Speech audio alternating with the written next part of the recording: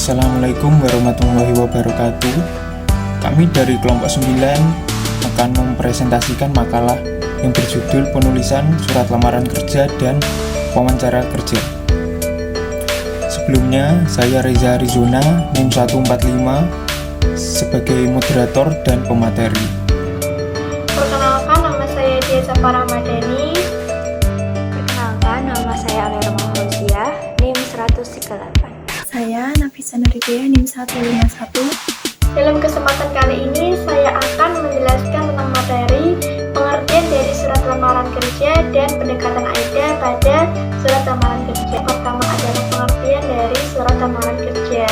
Nah, kalau teman-teman pastinya udah nggak asing lagi kan mendengar kata-kata surat lamaran kerja, karena di sini mungkin ada beberapa teman-teman yang sudah memasuki dunia kerja, yang kuliah sambil kerja gitu ya. Jadi mungkin udah nggak asing lagi nih dengan surat lamaran kerja itu seperti apa gitu. Nah, di sini saya akan menjelaskan sedikit tentang surat lamaran kerja. Jadi apa itu sih surat lamaran kerja? Jadi surat lamaran kerja ini adalah surat yang dibuat oleh pelamar kerja atau pencari kerja untuk mengisi posisi atau mengisi lowongan yang ditawarkan dari pihak lain gitu. Nah, pihak lain itu baik dapat berupa perseorangan, kemudian perusahaan maupun instansi pemerintah dan sebagainya. Nah, di dalam surat lamaran kerja ini seorang pelamar kerja memperkenalkan dirinya. Jadi dalam surat lamaran kerja ini biasanya itu menggunakan kalimat-kalimat atau bahasa-bahasa yang persuasif dengan tujuan untuk meyakinkan pihak lain bahwa pelamar kerja itu memiliki kualifikasi gitu. Jadi memenuhi gitu ya, memenuhi kualifikasi atau persyaratan yang diajukan gitu dari pihak lain. Nah, di samping itu ternyata surat lamaran kerja ini bisa dibilang sebagai surat penjualan loh. Kenapa? Karena memiliki kesamaan tujuan yang sama-sama untuk meyakinkan pihak lain. Kalau di surat penjualan ini untuk meyakinkan seorang konsumen atau pembeli gitu. Nah, hal ini juga dipertegas nih dari pendapat Betty yang berpendapat bahwa surat lamaran kerja dan surat penjualan memiliki kemiripan pada cara pengorganisasiannya. Nah, apa aja sih kesamaan dari surat lamaran kerja dan surat penjualan? Yang pertama itu surat lamaran kerja ini dapat menarik perhatian gitu. Nah, surat penjualan pun sama, juga dapat menarik perhatian. Yang kedua adalah surat lamaran kerja ini memperkenalkan kualifikasi, sedangkan surat penjualan ini memperkenalkan produk gitu. Yang ketiga, surat penjualan ini menyajikan bukti-bukti pendukung. Nah, dalam surat lamaran kerja juga sama, menyajikan bukti-bukti pendukung. Kemudian yang keempat, surat lamaran pekerjaan ini dapat mendorong munculnya suatu tindakan atau aksi. Nah, itu pun juga sama nih dengan surat penjualan yang sama-sama dapat mendorong suatu tindakan atau aksi. Baik, materi selanjutnya akan saya sampaikan adalah pendekatan AIDA pada surat lamaran kerja. Jadi, apa aja sih pendekatan AIDA ini? Nah, pendekatan AIDA ini itu adalah singkatan dari A adalah attention atau perhatian, kemudian yang kedua adalah interest atau ketertarikan atau minat, kemudian yang ketiga ada desire atau keinginan, kemudian yang keempat adalah action atau tindakan gitu. Yang pertama adalah attention atau perhatian. Jadi dalam attention ini seorang pelamar kerja ini harus meyakinkan pihak lain bahwa dirinya itu memiliki sesuatu yang bermanfaat gitu ya, atau yang dapat menunjukkan sesuatu ketertarikan pada pihak lain tersebut.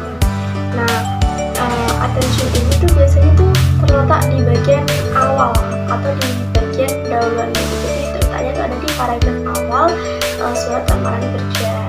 Nah, biasanya itu berisi bagaimana seorang pelamar kerja ini mengetahui adanya lowongan kerja tersebut, apakah dari web, kemudian dari media sosial maupun dari media-media yang lain. Kemudian apa yang membuat seorang pelamar ini tertarik mengisi posisi yang ditawarkan gitu. Untuk yang poin kedua adalah interest atau ketertarikan. Di bagian interest ini itu pelamar kerja harus menarik perhatian dari pihak lain dengan menjelaskan relevansi pesan-pesan yang disampaikan oleh pelamar kerja pada surat lamaran pekerjaannya gitu. Jadi pelamar kerja ini tuh harus menjelaskan kualifikasi yang dibutuhkan ini sesuai nih dengan kemampuan yang dipunyai, yang dimiliki oleh seorang pelamar pekerjaan tersebut. Poin yang ketiga adalah desire atau keinginan. Jadi pada bagian ini itu seorang pelamar kerja itu harus mampu menunjukkan suatu keinginan dari pihak lain itu untuk mengetahui lebih jauh tentang apa yang dituliskan oleh pelamar kerja pada surat lamaran pekerjaannya seperti itu.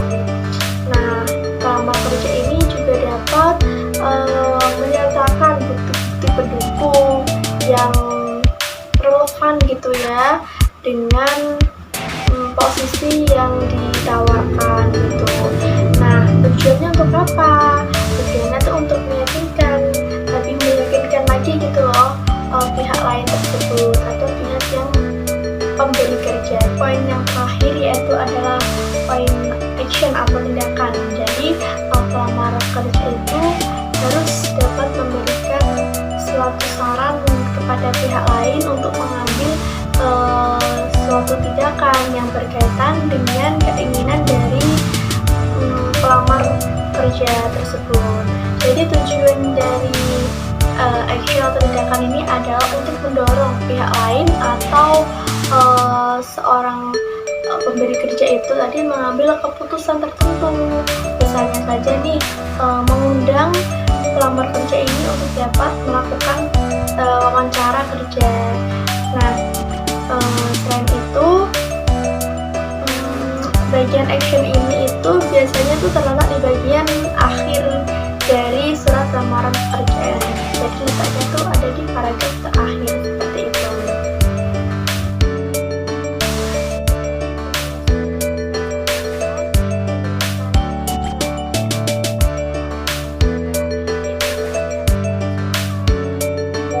Di sini saya akan menjelaskan tentang pengorganisasian surat lamaran pekerjaan. Surat lamaran pekerjaan secara umum terstruktur menjadi 3 bagian. Yang pertama, pembuka, inti, dan penutup. Untuk yang pertama, ada paragraf pembuka. Surat lamaran pekerjaan yang efektif tidak hanya harus menarik perhatian pembaca sejak pertama kali, tapi juga harus memberikan informasi yang relevan dan jelas. Pada bagian paragraf pembuka ini, kita dapat mencantumkan beberapa hal yang mungkin dapat menarik perhatian pembaca. Untuk yang pertama ada rangkuman dari data diri kita atau kualifikasi kita.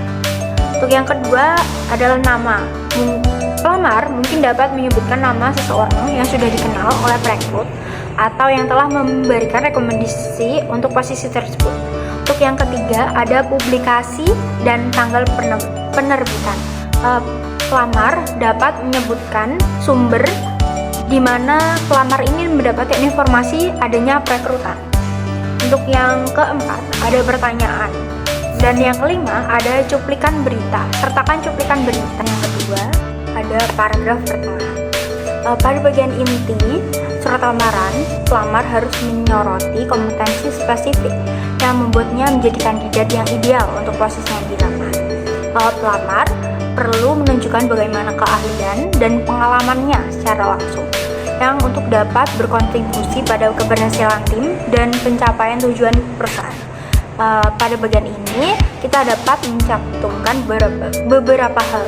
Yang pertama ada riwayat pendidikan, yang kedua ada pengalaman kerja, apakah sudah pernah bekerja sebelumnya atau mungkin fresh graduate ya. Untuk yang ketiga, sikap, minat, aktivitas, dan kualitas dari pelamar itu tersendiri. Untuk bagian yang ketiga atau bagian terakhir, ada paragraf penutup. Di akhir surat lamaran pekerja ini, pelamar dapat berharap untuk diberikan kesempatan untuk menjelaskan lebih lanjut mengenai kualifikasi dan minat terhadap posisi yang dilamar. Untuk mempermudah komunikasi, pelamar dapat melampirkan informasi kontak yang lengkap, termasuk nomor telepon, alamat email, dan waktu-waktu yang paling efektif untuk dapat agar penulisan surat dan proposal lebih efektif. Ada beberapa hal yang harus diperhatikan. Yang pertama, surat atau proposal harus jelas dan mudah dipahami. Ini berarti penulis harus memperhatikan penggunaan bahasa yang baik dan benar, serta struktur kalimat yang logis. Yang kedua, surat atau proposal harus singkat dan padat. Hindari penggunaan bahasa yang terbelit-belit yang justru akan membingungkan pembaca. Yang ketiga, bahasa yang digunakan harus umum dan mudah dimengerti oleh semua orang.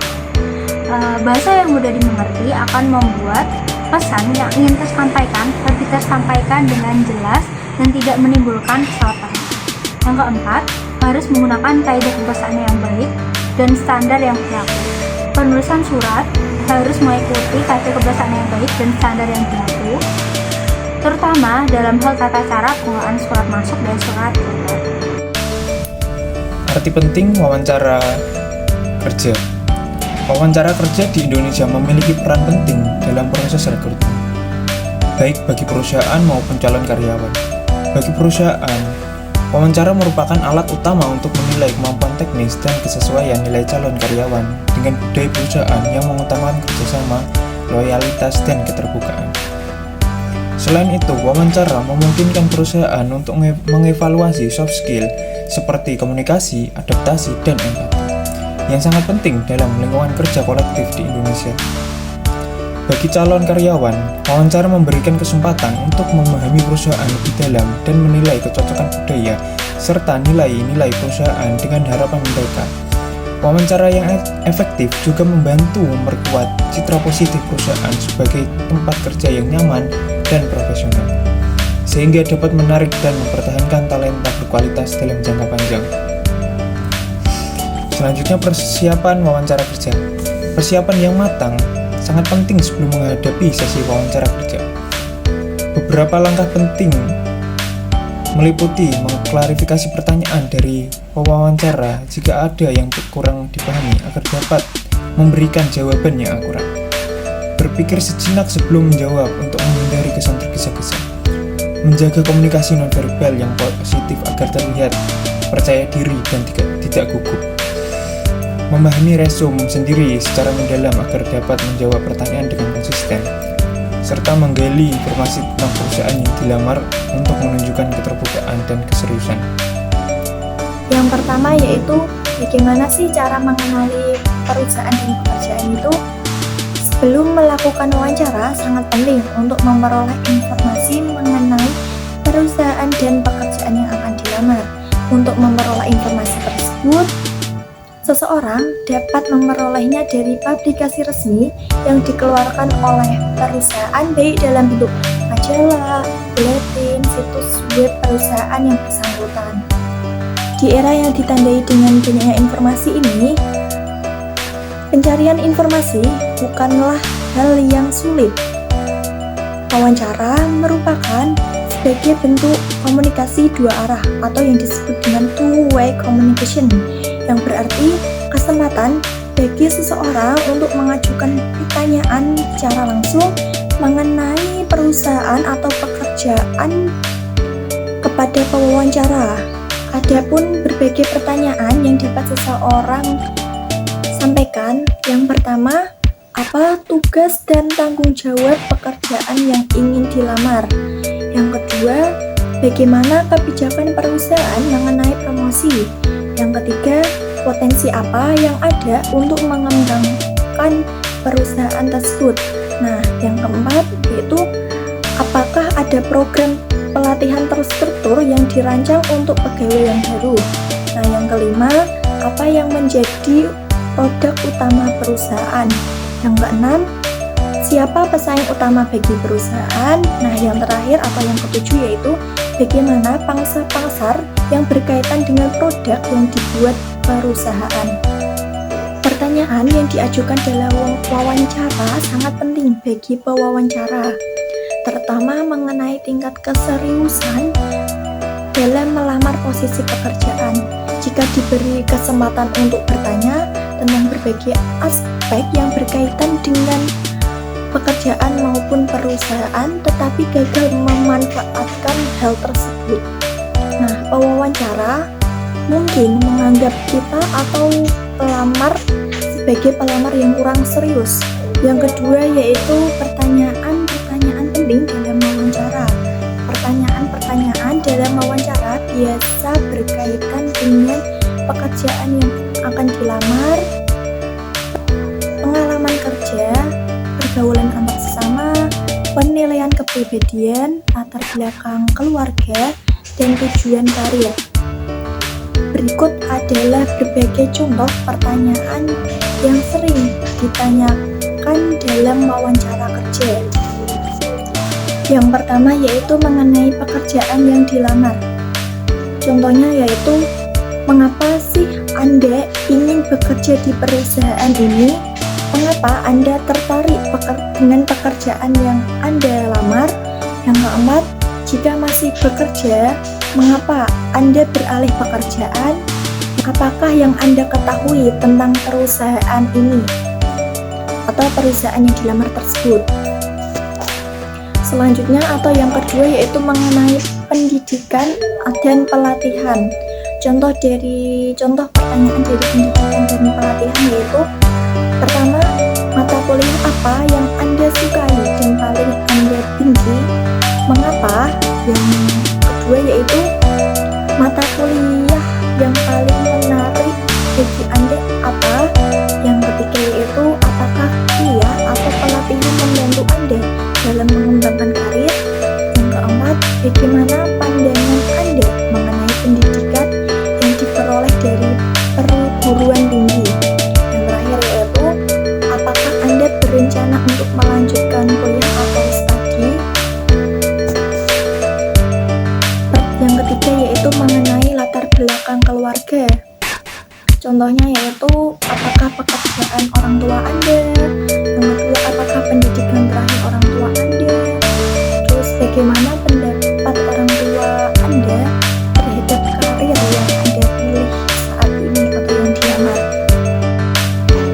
Yang keempat yaitu mengenai kepribadian. Contoh pertanyaan dari kepribadian yaitu, yang pertama, bagaimana Anda menilai diri Anda sendiri? Yang kedua, apa kelebihan dan kelemahan yang ada dalam diri Anda? Nah, yang kelima yaitu mengenai penilaian pribadi.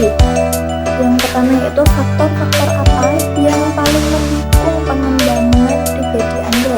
Yang kedua, apa hambatan-hambatan dalam pengembangan karir Anda? Apakah karakteristik dan kemampuan terpenting yang harus dimiliki seseorang untuk menjadi pemimpin dalam perusahaan? Yang keenam, mengenai tujuan karir. Contoh pertanyaan dari mengenai tujuan karir yaitu, yang pertama, apa tujuan jangka pendek dan panjang mengenai karir Anda? Yang kedua, bagaimana Anda mencapai tujuan karir tersebut? Yang ketiga, apa posisi atau kedudukan yang Anda harapkan di masa yang akan datang? Yang terakhir yaitu, mengapa Anda merasa cocok dengan posisi yang Anda lamar? Dengan memahami berbagai pertanyaan yang diajukan saat wawancara, para pelamar sebaiknya mempersiapkan diri dengan lebih baik. Nah, pertanyaan-pertanyaan yang diajukan tersebut tidak menguji keterampilan atau pengalaman, akan tetapi memberikan gambaran mengenai kepribadian atau kecocokan para pelamar dengan budaya perusahaan. Oleh karena itu, penting bagi pelamar untuk mempersiapkan diri dengan lebih matang dan menjawab pertanyaan dengan percaya diri.